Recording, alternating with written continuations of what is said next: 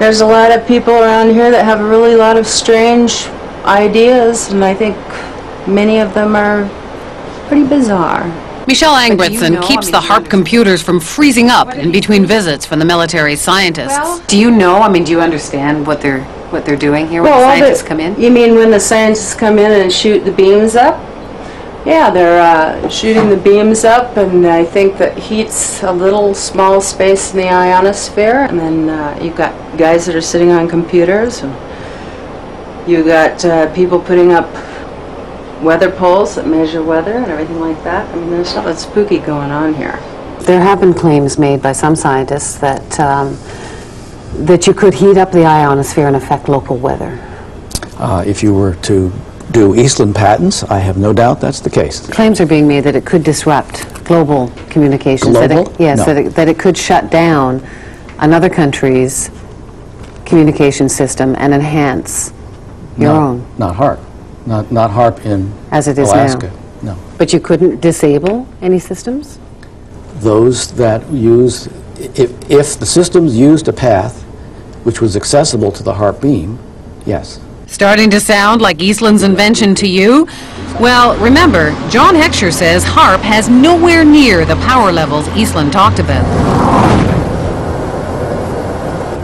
It seems like this entire thing has been a matter of disinformation. Eric Nashlin understands the military. He spent 15 years in the service as a radio engineer. He knows deception.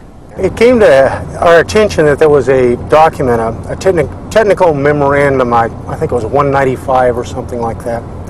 And reading right in the front of it, they said that, bottom line, although this is here, it does not constitute publication. It doesn't exist. It basically doesn't exist, so it was kind of like, wow, here's the document that doesn't exist. We're talking several hundred pages of document that, doesn't exist on a project that is completely unclassified and open to the public. We got it through friendly folks in the right spots. But it really lays out, these are notes from a conference that really break down where they were going to use this technology and how this technology was going to be applied. Remember the 100 billion watts debate?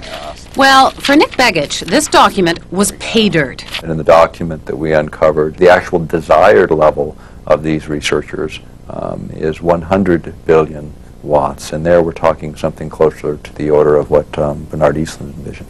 You must be familiar with Technical Memorandum 195, which talks about a desired level of 100 billion watts. Which memorandum?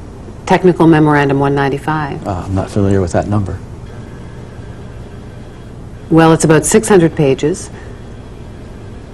and you may not acknowledge it because it hasn't been published, but it exists. I've seen it. I don't know what Technical Memorandum 195 is, because I haven't seen it. This is a published document. It's non-released.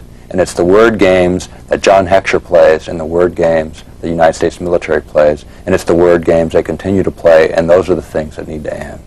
Zap incoming missiles, disrupt global communications, and engineer the weather. And ready? There's one more. Some people believe the technology being tested here could be used for sinister projects involving humans. Radio waves messing around with people's brain waves. And guess what?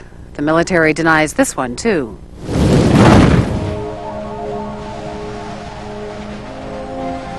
The human mind is subject to being affected by radio frequency energy, and that's what this device is. In other words, you can move the moods of large populations using this kind of technology. So now we have not just maniacs in the Pentagon, but a bunch of Dr. Strangeloves? Pretty weird stuff. But scientists have been experimenting with radio frequencies on animals' brains for decades. And the military has followed it all very closely, especially once it found out the Russians were onto it. It was all kept a deep, dark secret by the two superpowers. Back in the 60s, the Soviets began zapping the American embassy in Moscow with a low-frequency beam. No one knows for sure what they were up to, but one theory is that they were trying to mess with people's central nervous systems. And one report did say the diplomats got depressed a lot. And hey, just think of all the nifty applications against the enemy. Why blow people up when you can drive them crazy? From documents dating back into the early 80s, we see that the military had discussed the possibilities of mind control through radio frequency energy. The possibility is there. The military has studied it. A 1982 Air Force report called radio frequency energy a major new research initiative and said that RF can, quote, disrupt normal purposeful behavior. A 1987 military report called for more research on RF energy as a non-lethal weapon, while pointing out that most of the existing technology is classified. And sure enough, in 1993, there was a big conference at Johns Hopkins University. Here, the entire conference was classified. But the agenda wasn't, and weapons using extremely low radio frequencies, or ELFs, were listed as a very attractive option. Is it just a coincidence that there's been all of this talk and that HAARP will be experimenting with this? Is that all just coincidence? I believe the ability of ELF to affect the mind is a side issue for us. It may be real. I can't say. It's been exceedingly difficult to find information on what is supposed to be a major new initiative of the military. All we see is HAARP.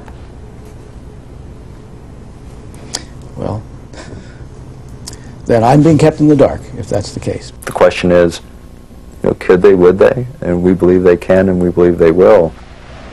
Somewhere at some point, all of this technology merges at some level within the Pentagon, and it happens to be in Alaska, and it happens to be now. It isn't just conspiracy theorists who are concerned about HAARP. In January of 1999, the European Union called the project of global concern and passed a resolution calling for more information on its health and environmental risks. Despite those concerns, officials at HAARP insist the project is nothing more sinister than a radio science research facility.